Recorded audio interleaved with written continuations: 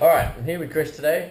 Chris has come to ask about nutrition. She's looking at weight management, whether it be losing weight, gaining weight, or just maintaining her current weight. But talking about how different foods she eats can affect what she does, and the other aspects. Lots of different diets out there these days. So actually getting some information that's accurate and more useful at a very basic level. So welcome. Thanks for joining us today, Chris. Um, so have you ever tried to diet or do anything in terms of weight management, weight loss before? Yes, plenty of times in my whole life, up and down. Okay. So up and down, you've succeeded with some, you've failed with Yeah, I've others. been successful for a while, but it's hard to sort of, I suppose, many of the diets are quite restrictive. Mm-hmm. So you might, if you work on a diet, achieve a goal, and then it's like, okay, that's done, and then old habits creep back. Yep. And I think that's a very common problem that a lot of people have with dieting in general. Just the concept of dieting in and of itself is very goal orientated or very restricting, as opposed to just a change in lifestyle. When you understand what it is that's going into your body and how that affects your body, then you can kind of manage that as just an overall expectation of what you want to achieve, because it's not always about losing weight. Sometimes it's about maintaining weight, sometimes it's about putting on muscle. So understanding how these different things can affect your body, I think, will help you in the long term and help you manage that weight more effectively.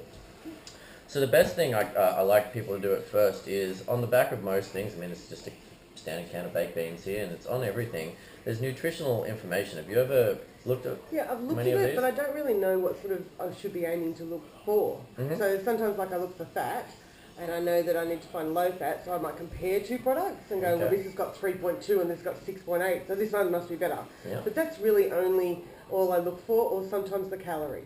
Okay. But it has all this information about carbohydrates and things, but I don't even know, like, what level I should be aiming for, or Yep. salts and, yeah. Okay. So, and that's, it's very common. I mean, fat is a scary word for a lot of people. People believe that they shouldn't have fat or they shouldn't have carbohydrates. And these restrictive diets are very common, very popular in magazines and whatnot now. But essentially, our body needs all of these things. Our body needs fats for certain reasons. It needs proteins. It needs carbohydrates in different forms to help function properly. The most important thing you can read off this is actually the calories, the intake. It'll be in kilojoules for some, it'll be in calories for other, and there is, I mean, you can search up equations and calculators that'll help you do both. But calories or kilojoules are the most important thing. At a very, very basic level, a simple analogy would be you weigh whatever you weigh. Okay, so you go out in your car for the day, your car weighs 3 tons. You have 10 kilos of petrol in it. If throughout the day you put 20 kilos of petrol in your car, and you use all 20 kilos of that, at the end of the day your car weighs the same. If you only use 16 kilos of that petrol, that extra 4 kilos is still there. Your car is still 4 kilos heavier. And in a way, that's essentially how your body works. So whatever calories, whatever kilojoules you take in, your body is going to naturally burn some just to maintain itself. And then if you do any extra movement, whether it's exercise or whether it's just walking around and cleaning the house, your body is going to use more energy to allow that to happen. Like the car. Yeah. Exactly. So to move around, just to be in existence, you need to burn energy. So there is a basic level. Like if you were to sit and not eat at all, that would not be healthy. I mean, you need to have those calories, those kilojoules. But as long as you eat enough to balance what you're doing in a day, you will essentially maintain your weight. You can shift weight around, doing weights training and so on will help build more muscle and lose more fat. But at a very basic level, eating and burning the same amount of energy will bring you back to that zero. Will keep your car at the same weight at the end of the day. If you wanted to lose weight, which is a very common goal for people these days, you'd want to look at eating a little bit less. So with the calories or the kilojoules, there are some formulas and we could go through those. They're quite complex, but the easiest way, I mean, Google, everyone knows Google now, you could search calorie calculator. It'll come up with a bunch of them and almost all of them are based on the same formulas. You put in your age, your current weight, and it will tell you how much how much energy your body will burn in a day. Even if you were to sit on the couch and watch TV all day, your body is going to burn X amount. On most things like this, it says the average dietary intake for most adults is about 2,000 calories a day. And that's an average. It depends on the person, gender, age, etc. But you can find your own using the internet now, and then you can plan. out a diet that will fit that. And when I say plan a diet, I mean, as you've said, having a restrictive diet is very hard. It's hard to maintain, it's hard to keep up with, it's hard not to blow out of eventually.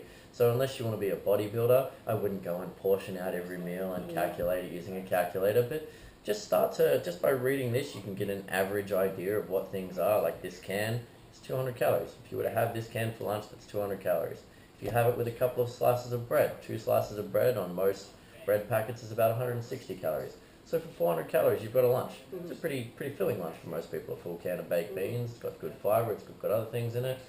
So having this general awareness of this intake, this calorie limit, will help you manage without micromanaging yourself, without getting too over concerned with it. So at a basic level, that's kind of the one thing that is very important to consider. And then we can break it down. So as you said, there are proteins, there's fats, there's carbohydrates. Just to let you know really quickly, those are the macronutrients. There's micronutrients under there, you've got potassium, sodium, etc. And your body needs little bits of this and little bits of that. But if you eat a round diet, you have some fruits, some vegetables, some breads, you eat a little bit of everything without restricting yourself too much, you'll just naturally tend to build up those micronutrients. In terms of the macronutrients, the way they break down into these calories, if we consider that the overarching, the important thing, as we discussed, the amount of energy you need to intake to burn against. Both proteins and carbohydrates have about 4 calories per gram. So that's how that translates into that overall calorie equation. Whereas fats have 9 calories per gram. Okay. So when people say you shouldn't have fats, it's just that if you eat more of them, if you eat 10 grams of fat, you've got a lot more calories in that than you do in carbohydrates or fats.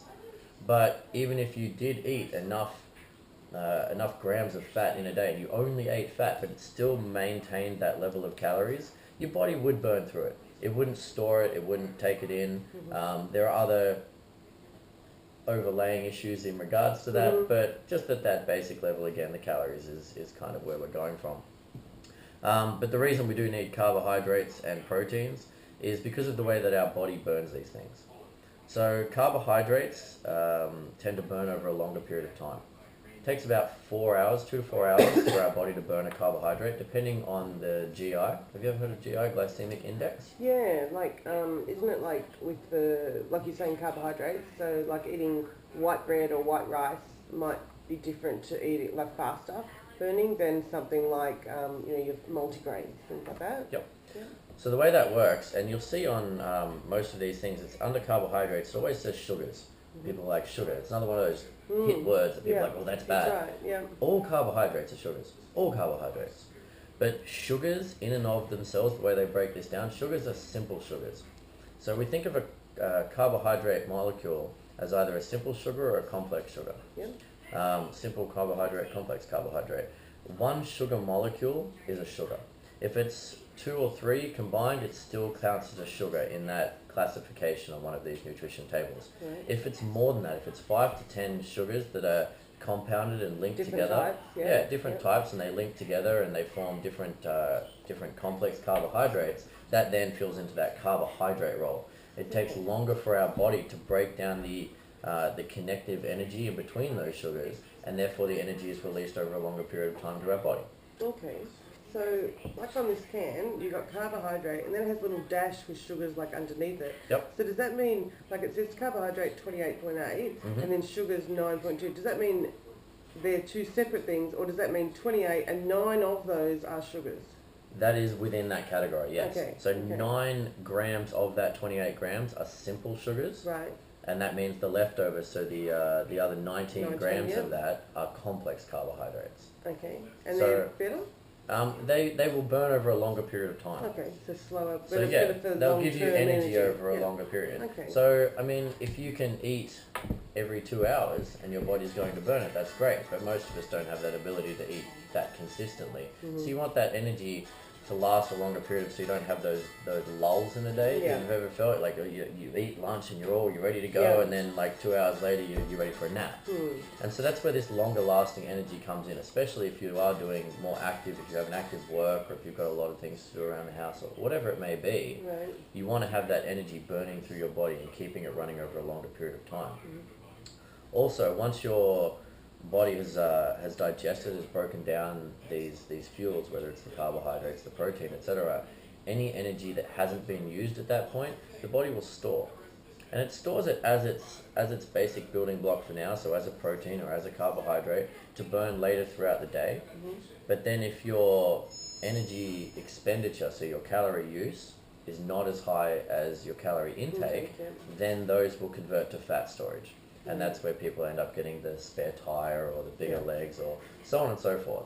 So it doesn't happen immediately. It's not as soon as you eat. Your body maintains that storage. It keeps it there. So if you eat one big meal in the morning, not the best way to do it, but your body's going to keep all those excess calories and burn them throughout the day as they need them. And then at the end of the day, if there's anything extra, it will store it for later. Again, not the healthiest way to eat, but I mean, in terms of a mathematical equation, how our body works, that's essentially what it's doing. Okay. So carbohydrates, not a bad thing. People who have no carb diets, unless they can eat every 1 to 2 hours, it's just going to have big highs and lows because they don't have that long-lasting burn. Because both proteins and fats burn a lot quicker. Proteins tend to burn in about 2 hours. It takes our body about 2 hours to break down proteins. And for the most part, proteins are for the building and the repair of muscles and tissues and organs. So proteins work in a slightly different way. They don't just provide energy for the body, but they also provide necessary other components that help build the muscle groups and help store in that regard. So proteins do play their own part, but you can also break them down to that calorie intake again. So here this says this has 10 grams of protein in this, and at 4 calories per gram, there are 40 grams of protein in this. Oh, 40 calories worth of protein, sorry. Cool. So proteins are fairly straightforward. They tend to burn in 2 hours. They're good for the body. Your body can only absorb a certain number of proteins per day though. And it's something that's not too important for the standard person, but people who, if you are going to the gym and you want to build some muscle and everyone's like, well, I've got to have protein shakes, and I'm sure you've seen protein shakes. They're very popular these days. But your body can only absorb about 1 gram of protein per kilo that you weigh. On average. I mean, there are little ups and downs, and different people have different mechanics in their bodies, but that's about right. And so if you just eat a standard diet, some baked beans, some fish, some red meat, whatever it may be, some nuts for a snack, I mean, you'll get natural proteins and natural fats and carbohydrates out of these, and you won't have to think about it so much. But it is something to keep in mind if you did want to go to the other side, as opposed to weight loss, weight gain for muscle. If you were going to the gym, or your husband or your son was going to the gym, then it's not always the best thing just to go out and have 6 protein shakes a day, because eventually your body's not going to get anything out of it. And then the last one, probably the scariest one that people hear, is fat. You see everything that's fat-free and all this these days, but fats are very important. I mean, you've heard of cholesterol? Yep. Yeah, things that lower your cholesterol or raise your cholesterol, that's another one of those bad words that people hear. You need a certain amount of fat in your body to help naturally lower your cholesterol. So your body uses fat to help insulate your internal organs.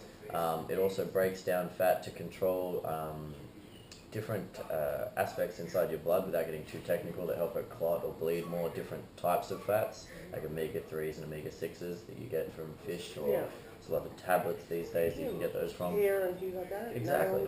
Nails. So, I mean, it's really important to have some fat in your diet. It's just the type of fat that we want to be careful of. And you'll see, as you said, with the carbohydrates, there's a little dash and then like a subcategory. With fats, total fat, not usually too bad. Okay, the total fat just refers to the general fat content. It's the breakdown that you really want to look at. Saturated fats are something aren't necessarily best for the body. We don't tend to get as much benefit as the potential risk from them. So you want to avoid things with too much saturated fat. And trans fats are the worst. They're the ones you really want to watch out for. Trans fats on. You see them a lot on things like your butters, your margarines, things like that. Trans fats, natural fats exist in a liquid form, and they tend to tend to expire a lot quicker. And so in this grocery-based industry where everyone wants their food to last forever, trans fats are a chemical compound where they've solidified the fat so it can last for a longer period of time in your cupboard, in your fridge, etc. So you get more usage out of it. But the way they've twisted the chemical compound of the fat does not interact with the body at all in a good way. So is So it something new, or is it like grandma's old it's lard, been- like the super fried hard blocks of fat? it's been around for a long time. Okay. Anytime a fat product is solidified, it the chemical reactions within tend to create trans fats as opposed to natural fats, and these trans fats definitely increase your cholesterol. They higher risk of heart attacks and issues like this. So when you're looking at our nutritional information, saturated fats, yeah. Okay, keep them in mind. You don't want too many of them. Trans fats, if you can remove or buy an alternative that has little or none, that's what you really want to look at, because that's an important thing. So it would list them if they had them? It would list them. It has to list them. Okay. It's a legal requirement of the dietary guide these days. Right. Cool. So that's the breakdown of the three main macronutrients people tend to talk about: proteins, carbohydrates, fats. They're the buzzwords that people know. Any questions on that stuff so far? No, that's pretty straightforward, I think, actually. Excellent. So the best diet is something that includes a bit of everything. Eat what you want, when you want. I mean, even if you have the chocolate bar every now and then, as long as you keep in mind that chocolate bar is probably the same calories as this can right here, you can add that to your calorie intake for the day and have one less can for dinner. So it's a balancing act more than it is I've got to remove this or I can't have this, because those types of diets tend to lead to crashes or, as you said, a bit of yo-yoing up and down. Yeah. Excellent. In terms of other things to keep in mind, I don't know if you've ever heard, but how much water would you drink in a day? Liquids and things. If you count all liquids, I probably have quite a bit actually, Okay. depending on the day. Yep. So depending on the day, I might have a couple of litres of some sort of liquid. Yep. It's funny you say liquid. I mean, people drink juices or coffees or soft drinks and whatnot. And most of these things, I mean, it's coffee beans ground into water. So, I mean, a lot of these things have water in them. And so, I mean, you are right, we do intake a lot of water accidentally through other sources. But these other sources are then going to involve things like simple sugars that will burn. And if you're out doing a jog, then sure, have a can of soft drink. It really doesn't matter. Your body will burn that so quickly that it won't affect you. But if you're sitting on the couch and drinking those simple sugars, and the body won't burn them as quickly, and so they'll tend to store a bit quicker into the fat stores that we want to try and avoid. We should drink, on average, about 2 litres of water a day. 8 cups, some people say, at 2 litres. It sounds like a lot, but just sipping water throughout the day is great. I mean, our blood is made of water. Half our organs are made of water. We need water just to help the body function. And headaches. Exactly, and it helps prevent headaches. By the point that you have a headache or you feel like you need to drink, you're already dehydrated. It's an odd point because it's hard to make yourself drink when you don't feel thirsty. But when you feel thirsty, you've already started to put that impact onto your body. So it's important, especially during exercise, but even during a normal day, as you start to drink more water, it'll help you feel more relaxed. It'll help your organs function better. It'll help your blood flow smoother through your body to help reduce any headaches or anything you may have. You'll be surprised at how just by drinking 2 litres of water a day, overall your health and your attitude towards everything will start to pick up quite a bit. It's a surprising thing just from water. But it's something to keep in mind as well. I mean, people get so hung up on dieting and eating the right thing and not eating the wrong thing that they forget something as simple as just drinking water. But those are the most important things I think anyone should know, just keeping in mind what they're eating and reading up on that and looking into it. And drinking water on a regular basis. But that would be my advice for you at this point. And I mean, really, from Sounds here like a on, good start. yeah, excellent. From here on, it's really it's up to you. I mean, I could set you a diet, or you could get someone to set you a diet. A dietitian, someone who's actually qualified, would be best for you because they can assess your age, your previous experience, and generate something for you. But I mean, taking that responsibility for yourself and changing that lifestyle, that approach, is more important than that flash of I'm going to do this diet today, or I'm going to see a dietitian and start it, and then you fade out again. As you said yourself, it happens. Just having that mindset, that change in approach, and putting it back on yourself, not throwing the blame out on everything else that the news likes to put the blame on for making us gain weight these days. Excellent. But thanks for coming in, and hopefully that'll help, and it'll kind of interact in with the exercise that you're starting to do, and the routine that we'll put forward for you. Right, fabulous. Thank you. You're welcome.